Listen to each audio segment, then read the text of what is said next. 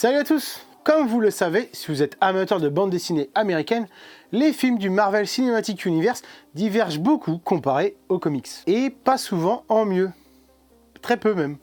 Bon, pas du tout. Même si on s'en prend plein les mirettes devant nos écrans en faisant vivre nos héros favoris et les voyant dans des combats absolument incroyables, les scénarios sont parfois laissés un peu sur le côté, sans réels enjeux et illogiques envers l'univers de Marvel Comics. Et pourtant dans les comics, les enjeux ne sont pas ceux qui marquent nos lecteurs. Souvent, quand un personnage meurt, il revient à la vie dans l'année qui suit. Ou alors, un grand bouleversement peut amener à un voyage temporel qui va résoudre tous les problèmes. Mais il n'empêche que le MCU diverge beaucoup comparé aux comics, notamment sur les origines de certains personnages ou de la conviction qui amène un méchant à faire le mal. Dans cette vidéo, nous allons parler des 6 plus grandes différences entre les films Marvel et les comics.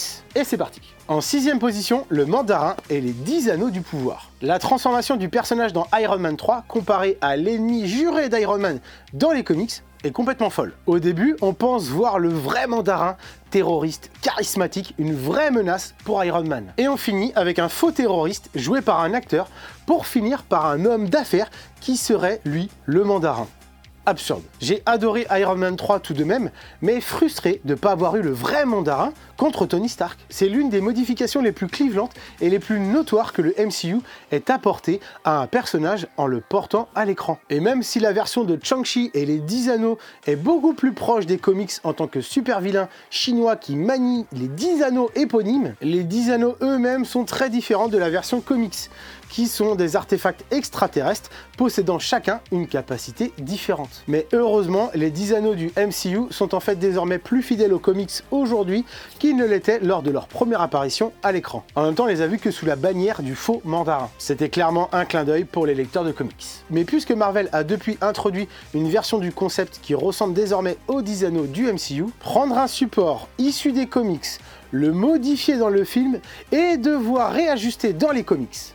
Ouais, c'est un concept. En 5ème position, on va parler du vrai créateur d'Ultron. Dans le MCU, Ultron était plus une menace ponctuelle qu'un ennemi juré récurrent pour les Avengers. Et parallèlement à son changement de statut, l'Ultron du MCU a été créé par Tony Stark, qui n'était pas le créateur d'Ultron dans les comics. Dans nos pages de lecture, Ultron est en fait créé par Hank Pym, dont l'héritage héroïque est directement lié à l'androïde tueur tout au long de ses nombreuses batailles avec les Avengers. Au point que Pym est actuellement lié à Ultron dans l'univers Marvel. On a même vu des réalités alternatives un peu bizarres. Par contre, c'est bien Ultron qui crée Vision, comme dans le MCU.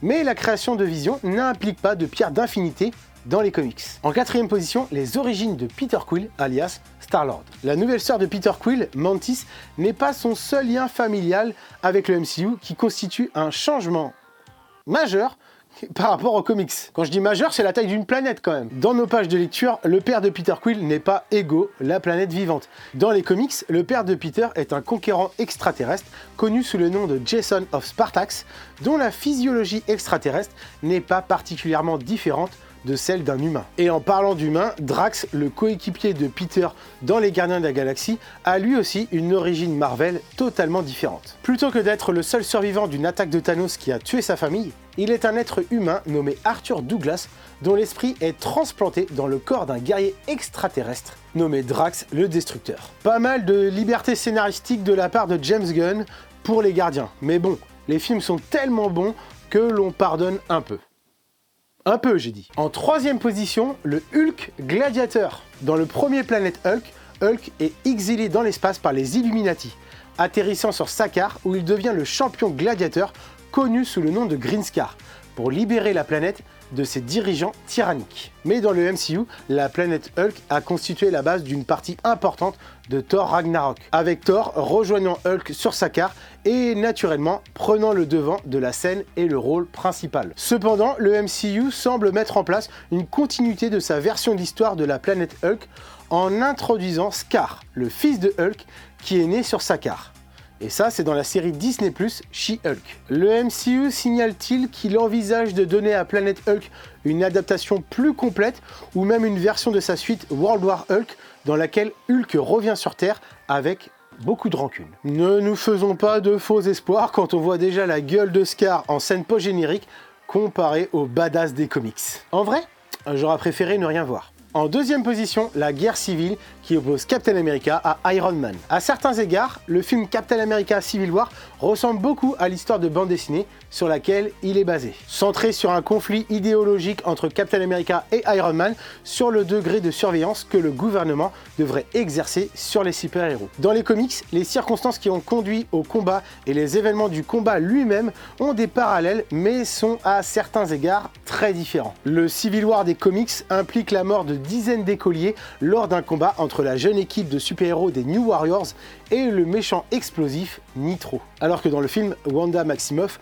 tue accidentellement des Wakandais innocents et d'autres à Lagos en sauvant Cap de l'explosion de Crossbones. Dans les comics, l'incident a conduit à une scission ultérieure dans laquelle de nombreux héros ont plaidé pour une nouvelle loi qui obligerait tous les héros de l'univers Marvel à se démasquer. Ça représente beaucoup de personnages et implique beaucoup d'enjeux. Ce qui n'était pas un problème dans le MCU, car peu d'Avengers ont des identités secrètes. Le comics Civil War se termine également sur une note beaucoup plus tragique, avec la mort apparente de Steve Rogers, qui est finalement revenu, car personne ne meurt jamais vraiment. Et la transmission de son bouclier est attribuée à Bucky Barnes, qui est devenu lui-même Captain America pendant un certain temps, avant Sam Wilson. Et en première position, les motivations de Thanos dans Infinity War. Thanos, joué par Josh Brolin, est l'un des seuls méchants du MCU à avoir suffisamment de temps à l'écran pour commencer à rivaliser avec les héros en termes de développement de personnages et de présence théâtrale. Et une partie de ce qui le rend si convaincant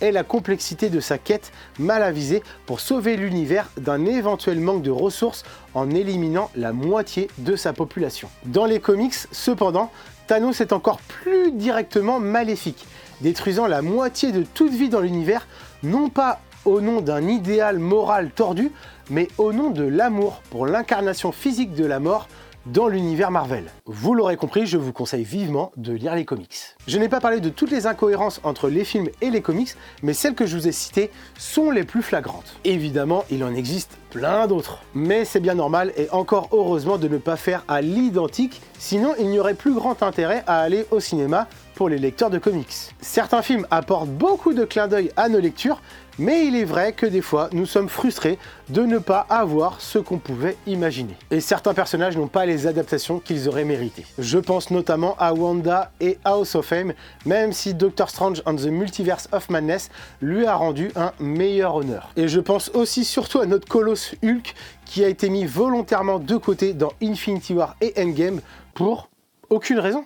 Juste après avoir fait un film en tant que gladiateur dans Thor Ragnarok, qui ne lui rendait clairement pas honneur quand on connaît les comics Planet Hulk et World War Hulk. Autant c'est bien de changer des choses, mais autant des fois c'est vraiment injuste la destinée de certains personnages dans le MCU. Dites-moi ce que vous en pensez dans les commentaires, mais moi je suis dégoûté sur certains personnages qui n'ont pas eu le mérite des comics. Likez, partagez, abonnez et tout le tout team, et je vous dis à très bientôt pour une nouvelle vidéo. Salut!